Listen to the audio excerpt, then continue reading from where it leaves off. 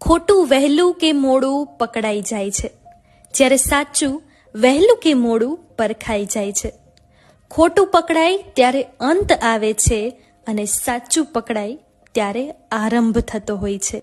બીજાની ખુશીઓ માટે જે પોતાની ખુશીઓનું બલિદાન આપે છે, ઈશ્વર એવા લોકોને ચરણમાં નહીં પણ પોતાના હૃદયમાં સ્થાન આપે છે.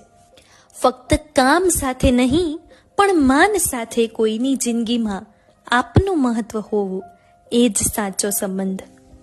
મંજિલે પહોંચતા એટલું સમજાઈ ગયું કે જે બચાવવાનું હતું એ જ ખર્ચાઈ ગયું.